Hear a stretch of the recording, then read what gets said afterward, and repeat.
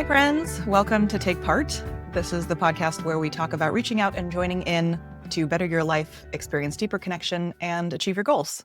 I'm super excited to have JT Perry with me today. Before we get started, just want to remind everyone this is a new podcast, so really appreciate you subscribing on YouTube, following along on your favorite podcast platform, or if you want to get emails for each episode that come out, you can subscribe at takepart.substack.com. You can also reach out to me directly if you have ideas or thoughts. That is takepart@tuta.com. That's TUTA.com. All right, we're going to dive in. I am super excited to be joined by JT Perry today. Hi, JT. Tell us a little bit about yourself. I am a former Navy, as you can see by the stuff behind me. Software developer by trade, also a lot of experience in the leadership realm. Both technology and business have kind of had a foot in each. Of late, been playing in the startup world of various technologies, ag tech currently, and then spend a lot of time with kids and robotics, which I know we're going to dive into here. Yeah, super excited. Yeah, JT and I have worked together in the past, so it's very fun to kind of see each other in different capacity. And that's what I love about doing this podcast is I was like, oh, JT and I worked together years ago, and now I'm learning that you do this other really cool thing. So I'm super excited to talk about it. So you've been involved in sort of getting kids into STEM and specifically through this robotics program. So tell me how that sparked, how you got into it and what it is exactly. So there are various ones out there, all very wonderful, but part of FIRST Robotics is the program I'm part of, started by Dean Kamen of Segway and MIT fame. Really, it started out of Dean he may still be like an emeritus, but leading professor at MIT. And his most popular class was basically where they had a new challenge every semester, and the students would get together. You'd have to build these robots. The challenge, or quote unquote game would be different every year. And at the end, they would have a tournament to compete, at whatever the game was. He took that and took it first out to basically the high school level, which is pretty exciting. There's divisions like you would think, kind of maybe minor league baseball or little league and all-star and all of that kind of stuff. There's another kind of mid-level FTC, which is both middle school and high school, which is a smaller 18-inch robots, and a big sponsorship by Lego. So at the elementary level, even down into the preschool level, what we call the first Lego League. I've been involved for about 12, 13 years now. My son, Jack, who just graduated college, to make me feel old, but very cool. When he was in 5th grade, he came home and said, hey, there's this robot thing. Will you come with me to check it out? And so we did. And after that, I would say the rest is history. Both April and I, my wife, are incredibly involved. We're coaches now of 2 middle school teams. So at that FTC level, I just came off the board. I timed out of directors. I was the chair for the last year of the First Washington here in the state. And then in the spring, we're judges for that high school level all the way through world championships in Houston. So yeah. Holy cow. Crazy time. Jack still goes, remember when this was about me? And I was like, yeah, not anymore. Our 13-year-old daughter, Jane, is super involved in those 2 middle school teams right now. So yeah. Wow. Oh my gosh. That's become a truly family affair. I love it. Absolutely. I love it. So when he first asked you to go with him, what was the spark? What kind of made you be like, oh, okay, I need to get more involved in this? We ended up going to a tournament. So they formed a team in the elementary school, and that was kind of interesting. But then we went to, like I said, the tournament, and it was really about, they had the competition, right? Like how well does one robot do against another? And that was interesting. But then they always had these side awards, which were really about not necessarily how well your robot did. I mean, that might have a little bit of influence, but kind of what was your process around this? What are you doing to bring other kids into it, right? Asking the kids this question. Making sure that it was about the kids, right? I think about, I have never personally judged at that Lego League level, but having watched some of that judging, the first question they'll ask them is they'll see something on this robot, an arm, whatever. and say, who designed that arm, right? And if imagine a bunch of little elementary school kids, right? There's always going to be some kid that's like, oh, me, I did that. Do they care who did that? No, what they want to make sure is it wasn't the adults, right? Right. And sure, as adults, we all spend time in the workshop building our own, but that it really is about the kids and as much about their impact. The story I like to tell a lot is the first Hall of Fame, and there is a Hall of Fame, does not have any robots in it. It is not the robots that won that FRC, that top level at World Championships. No, don't get me wrong. That's what the kids want. You want that trophy.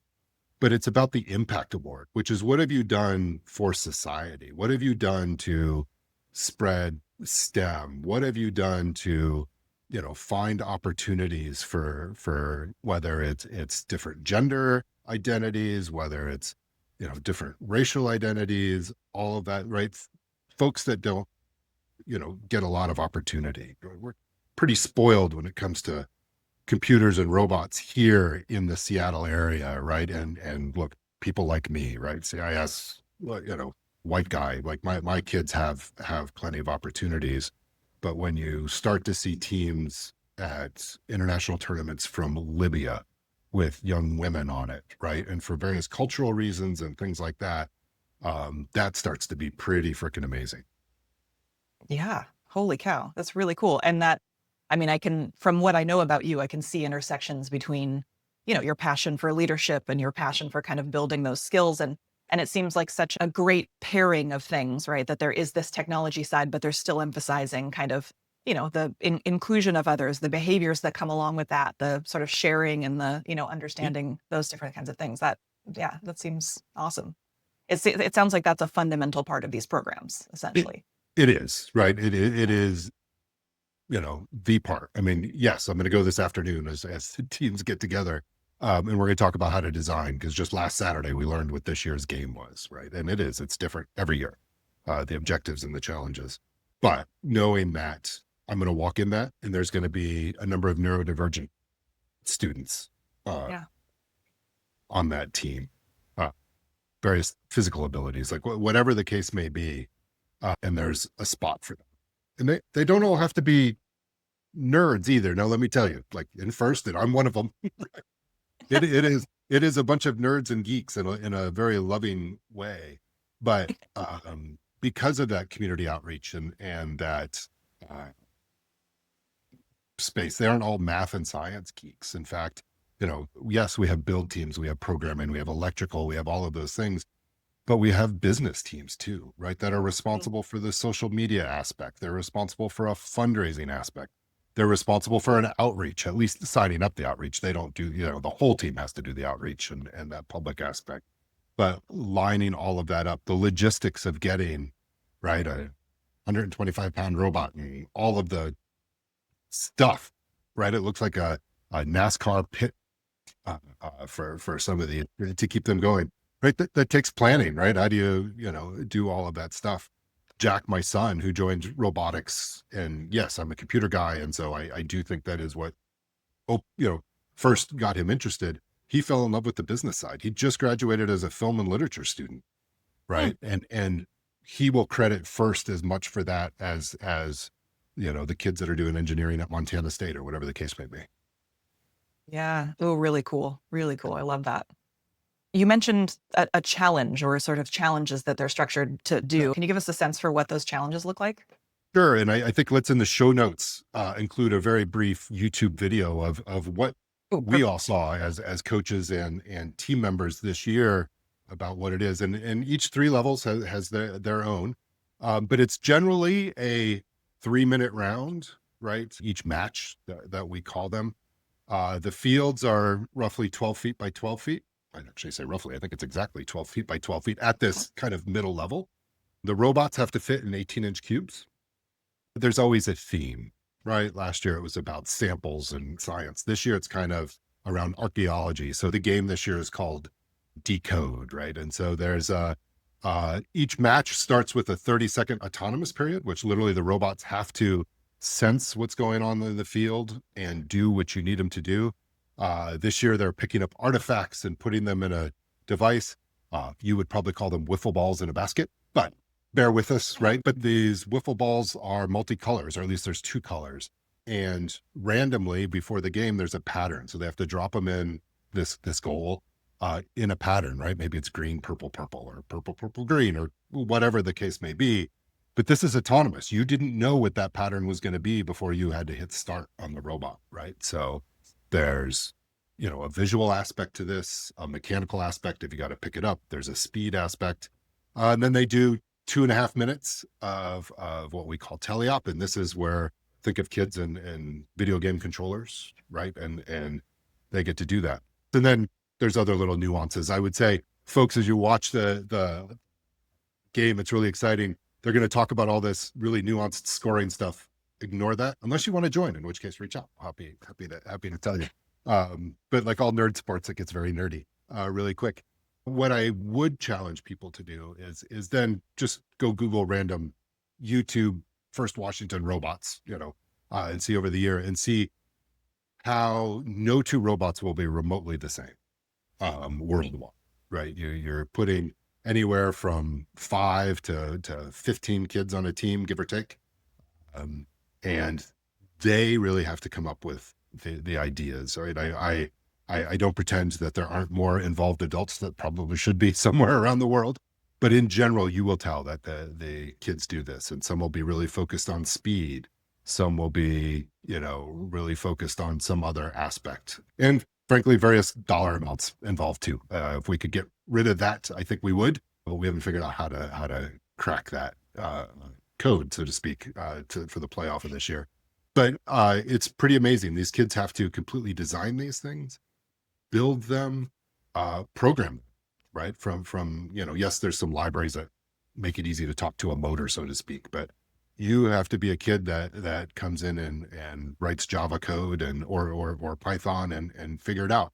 And these seventh graders, for example, our seventh grade team, for many of them, it'll be the first time they've seen that. And they will do all this in about an 8-week period, which then becomes pretty remarkable. And they get to continue to iterate on them. So, the robot you see the 1st of October and the robot you see in January, if you've moved on that far in the process, it's like a lot of high school sports. You have all your locals and then you go to a district and a state and but those robots will change, right? They'll continue to learn. And it's also about the community. It is perfectly valid in our environment and encouraged to steal from your neighbor as far as ideas, not actual things. But Yep. to go and go, boy, we made that too hard, or ours isn't working. Look at what they did, and grab that component. And still you will, get 10 robots. Even after a year, there will be 10 remarkably different robots that maybe they just took an idea or two from other places. But yeah, Yeah.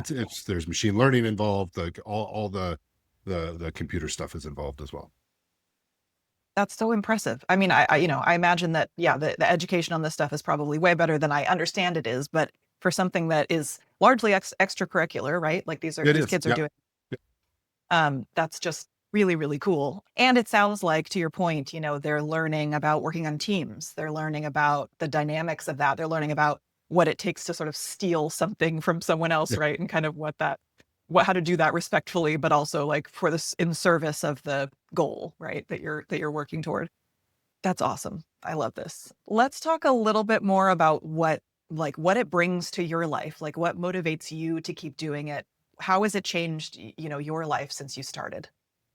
It is incredibly inspiring every year, right? I bring up the neurodivergence. I mentioned it early, to see all the kids of all the differing abilities, some challenges, some not, right? Privilege, not privilege, all of that stuff.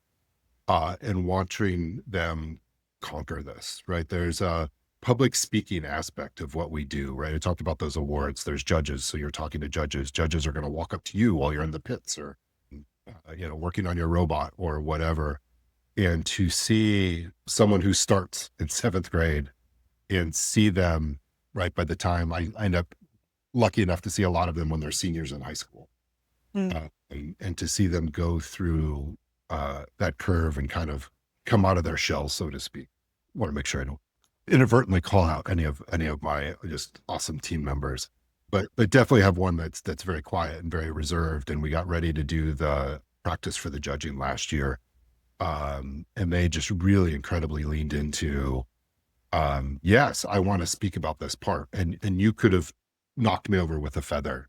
And without getting political or any of that, looking at what's going on in the world, that this level really disarms and brings some of that. It's when I say international, truly international. Yeah.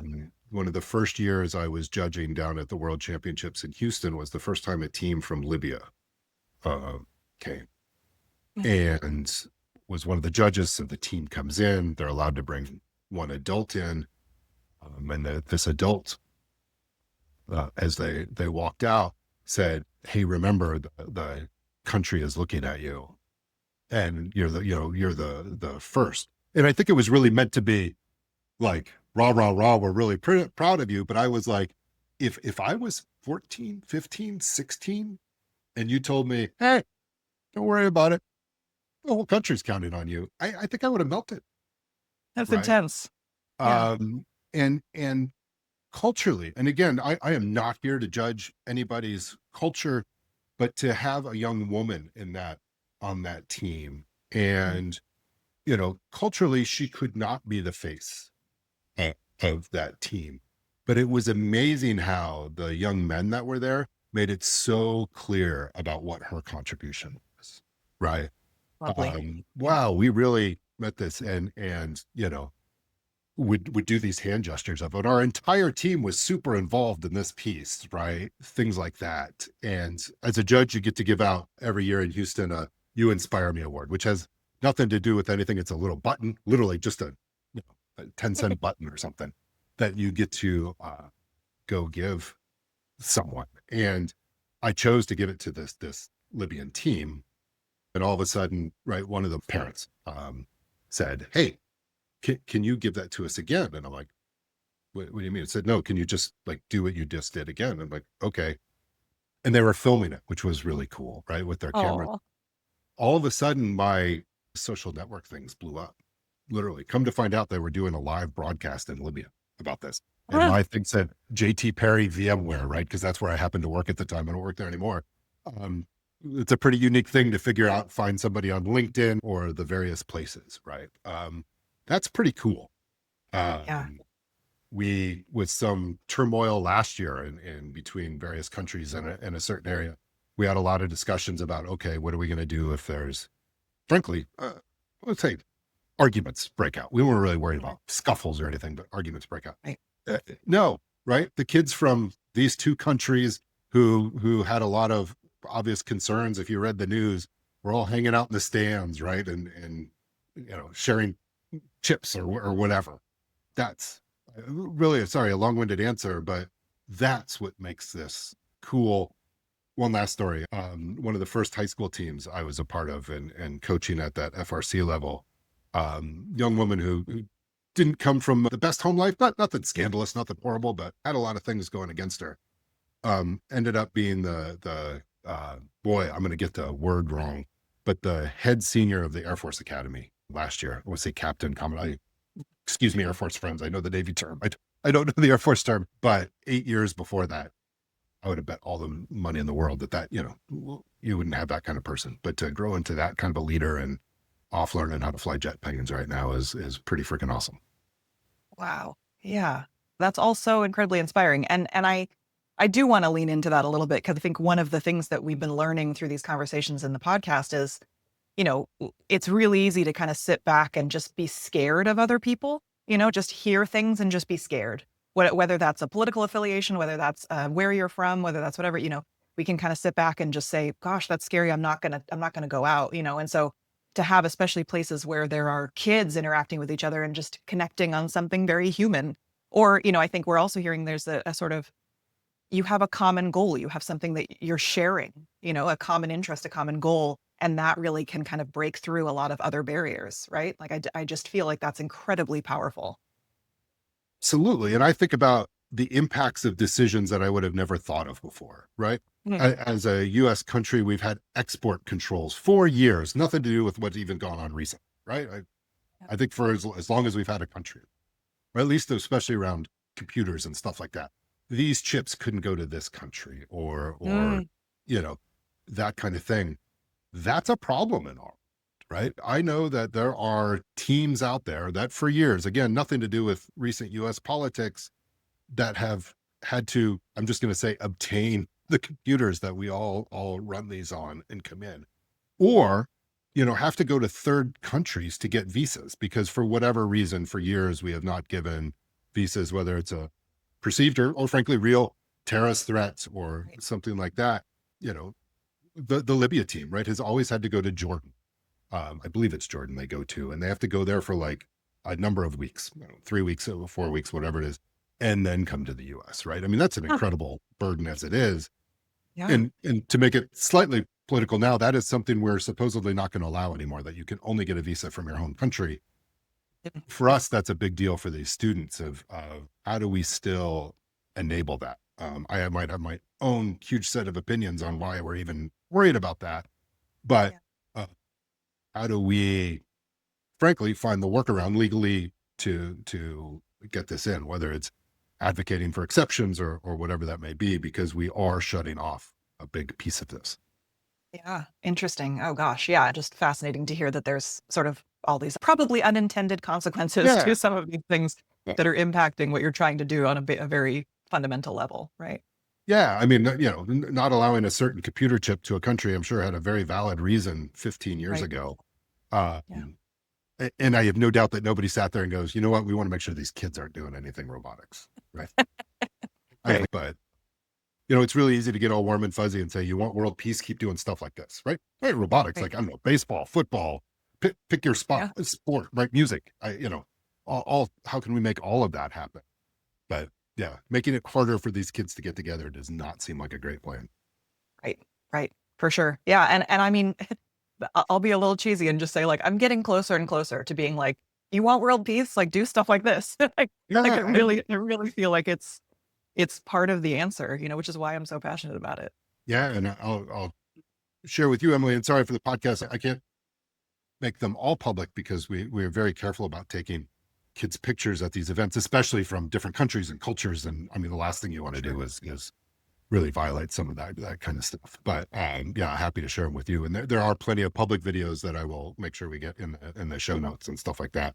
Yes. Last year I think it was a Romania, South Africa, and Michigan or Texas team that won. Right, our world championships are always alliances, 2 or 3 teams. And go through how those get picked. They have nothing to do with necessarily politics or pre-assigned. They actually kind of come together through a playoff kind of system. But it's amazing what these students do. Yeah, really spectacular. Um, have you learned anything about yourself through this process that you want to share? Yeah, I think it comes to dealing with the kids. If you would have asked me, I don't know, 5 years ago, I don't know exactly what the time frame is, 10 years ago, would you hang out with high school or middle school or elementary kids? I would have said, you know what, those high school kids, that would have been cool, but I don't know, middle school, right? Hormones and puberty and all of that stuff. And raising kids, you kind of learn that middle school kids stereotypically are jerks, right? Um, the stereotype's kind of accurate, I got to tell you, a lot of times. All right. But I have adored being with these middle school kids. Uh, Even more, and it's not to slight the high school kids, but hanging out with these middle school kids has really, if I had to do it all over again, I might even be a teacher kind of thing. And I would have told you there's no way I'd strangle them all. But it's fun. And yeah, there are moments, right? They are 12-year-olds at times. But yeah, it's amazing. And I would say, feel like making this so soft and fluffy, but like the stuff that matters, right? Like you think you're doing good, and then brag about a team. Boy, I'll have to see if I can drum up where they were from, but they were in the US, but part of their team were immigrants from an African country. And I want to say Rwanda, but please don't quote me on that. Where there's a lot of violence. And that violence manifests itself in a very awful way of the parties. And I couldn't even tell you the origin of the violence, but amputate arms of farmers in these villages is kind of the punishment, right? And awful story. Well, Yeah. what are these high schoolers doing?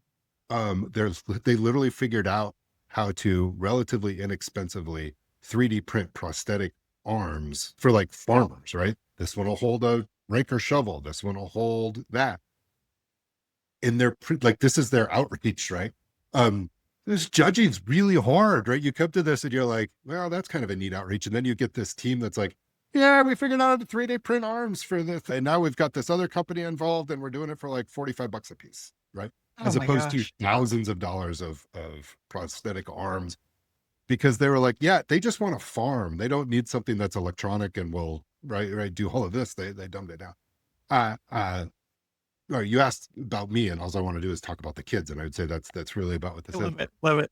But it's so impactful of, just kind of, we're on this little speck of dirt in this big universe, and you're one little person.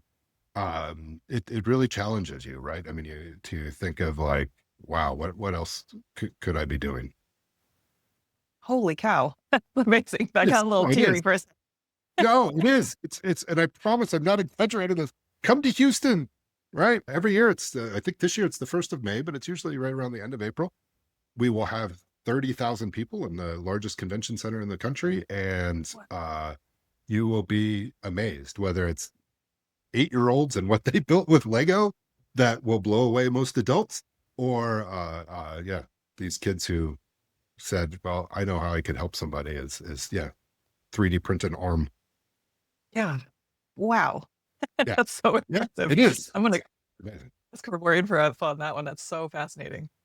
Um, so I think last question for you. If I think the audience for this podcast is intended to be folks who, want to do more, want to be outreaching. Maybe they're having some challenges reaching out or knowing how to not experience isolation in the way that we're all kind of, encouraged to by social media and all these things. Right. So if you had any words of advice for folks who are, wanting to do something in service of others, what would you say? Volunteer. And that doesn't, I'm not talking at the level of like, well, what I'm doing with FIRST, right? It consumes a stupid amount of my time. It's wonderful.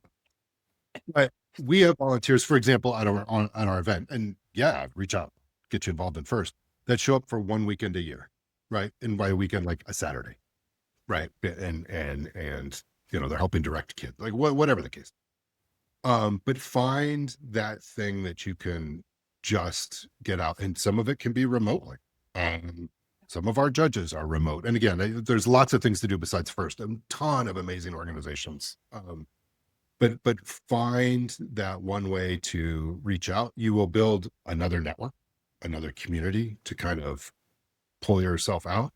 And I suspect every one of us is underestimating what we have to offer, right? Oh, I'm just a stay-at-home dad. What am I going to do? Or are you kidding? Like, right? Let's talk about you and your experiences, and right, the fact that you're a parent, right? A parent is a huge thing. You don't have to be a parent, but just don't sell yourself short, right? We run into that with parents all the time of like, oh, well, I'm not into robotics. I'm a barista. I'm a server. Had a volunteer in the past who is a janitor at their school. And thank God for janitors. I'm in schools all the time. They're incredibly valuable people, right? Just don't underestimate yourself. I promise you have something to contribute, and go try it. And that might not be your organization. That might not be your clique, right? Or your group. Cool. Step back and go find another one. That would be my advice. I love it. I love it. Anything else you want to share, JT? The one political statement I will be is keep funding education. A lot of what we do comes through that. Here in our state, in Washington, the last budget was not super helpful to any after school program, set aside FIRST, but FIRST got caught in that. And it's going to be a short-term win for some really long-term pain, as if we want these kids to be the next generation of leaders, and they will be. They will be. Of course. Yeah. Yeah. Totally hearing on that. Thank you so much. This has been delightful. Thank you, JT. I really Right. enjoyed this. And I'm going to put all of those links and YouTubes and things in the show notes so people can participate. And if they want to get involved, they can do that, which will be great. For all of you listening, thank you so much for being with us. I hope you enjoyed the conversation. Please leave your thoughts in the comments. We'd love to hear what you're thinking. I'm sure JT would love to hear your questions and other things about the program and the kids and all that. So for now, we will see you next time. Thanks so much.